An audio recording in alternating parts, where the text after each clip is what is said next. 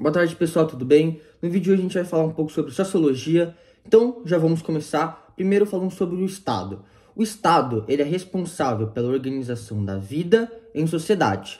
Ele tem o poder de criar e aplicar leis e regras. Além disso, ele tem um monopólio legítimo da força para manter a ordem. No caso, a força significa o exército, as forças armadas. Além disso, tem algumas características que fundamentalizam, que formam um Estado. Primeiro é o território. O território é um espaço físico em que o Estado exerce sua soberania. Além disso, é um espaço em que a população se reside. A população, por sua vez, é um conjunto de pessoas que vivem no Estado. Outro ponto muito importante. Quando a gente fala de Estado, ele tem que ter soberania. O que é ter soberania? É a capacidade do Estado de poder tomar suas decisões e aplicar leis, aplicar regras, ou seja, ter autonomia sem influência externa, sem que outros digam que ele tem que fazer tal coisa ou que permitam ou não que ele faça. Outra característica é em relação ao governo. O governo é uma coisa que a gente vai chamar de aparato institucional. Então, são grupos institucionais ou também autoridades juntas que vão exercer o poder público e também vão exercer o poder sobre o Estado e sobre o povo. Então esse poder que é exercido, que é muito importante, ele pode variar, ele pode transitar. O Estado não transita, ele é imutável. Então essa é uma característica muito importante. Por fim, para ser um Estado tem que ter um reconhecimento global, ou seja, várias nações ou grupos têm que reconhecer como Estado. Beleza, deu para entender isso. Só que a gente tem que entender também a diferença entre Estado e nação. Uma nação é um conjunto de pessoas que possuem algo que compartilham entre si, algo em comum. Uma cultura, língua, religião. No entanto, eles não possuem território, eles não possuem soberania, não possuem reconhecimento. Então essa é a principal diferença entre um Estado e uma nação.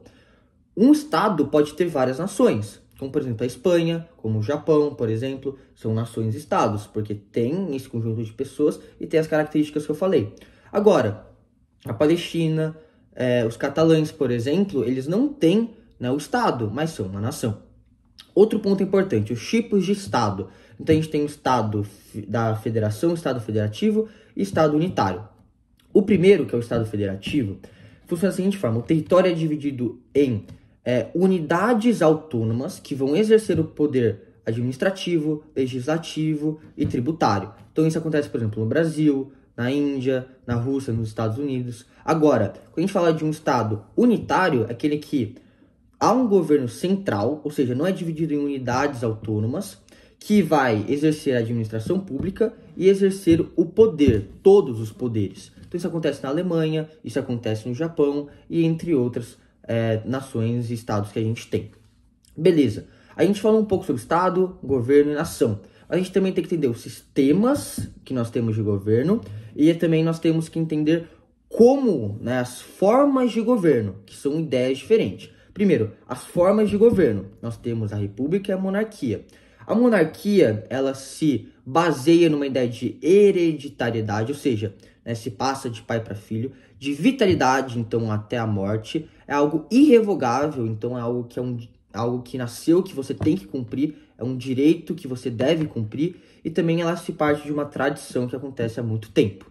Agora, uma república, ela se baseia primeiro na elegibilidade, ou seja, um indivíduo tem que ser eleito pelo povo. Além disso, tem uma representatividade muito importante, uma responsabilidade, e agora algo que é muito importante também a gente lembrar, que toda vez que a gente fala de república, ele tem que ter temporariedade, ou seja, ele não é eterno. Então ele vai variar na república, não é um representante que vai ser eterno, ele vai variar de acordo com o tempo. Bom, então a gente falou das formas de governo, agora a gente tem que entender os sistemas de governo. Então, o primeiro sistema que nós temos, o presidencialismo. Qual que é a ideia do presidencialismo? Um indivíduo escolhido pelo povo, o presidente, ele vai acumular funções de chefe de Estado, ou seja, a parte diplomática, e chefe do governo, ou seja, que cuida das questões internas do Estado, ao mesmo tempo. Agora, quando eu falo do parlamentarismo, a gente tem uma divisão. A gente tem o primeiro-ministro ou o chanceler que vai comandar, ou seja, vai ter a função de chefe do governo, ou seja, ele vai comandar as questões internas. Ele vai ter outro representante, que pode ser um rei ou um presidente, que ele vai ser o chefe do Estado. Então, ele vai cuidar das relações diplomáticas no mundo. Beleza, então quando a gente fala de uma república, ela pode ser tanto parlamentarista como presidencialista, funcionando os dois.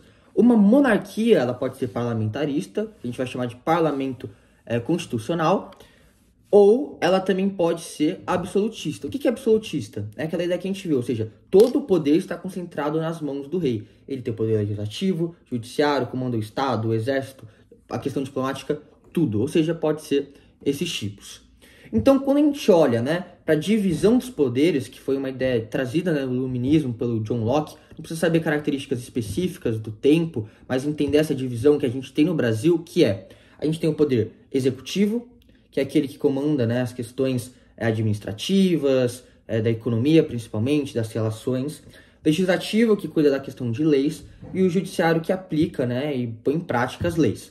Então, aí a gente tem o campo nacional, estadual e municipal. Então, executivo nacional é o presidente. A gente tem executivo no estado, a gente chama ele de governador. Executivo no município, chamamos de prefeito. Legislativo nacional, nós vamos chamar de deputado federal. Legislativo estadual, chamamos de deputado estadual. E aí, legislativo municipal, nós chamamos de vereador. Aí, Judiciário Nacional, chamamos de STF, Supremo Tribunal Federal. Aí nós temos o Judiciário Estadual, depende do estado, mas aí aqui no estado de São Paulo nós temos o TJ, que é o Tribunal de Justiça. Beleza, então esse é o conteúdo, é bem simples, só saber esses conceitos, entender um pouco sobre os sistemas de governo, estado, nações, entre outras coisas. Bons estudos, boa sorte, valeu!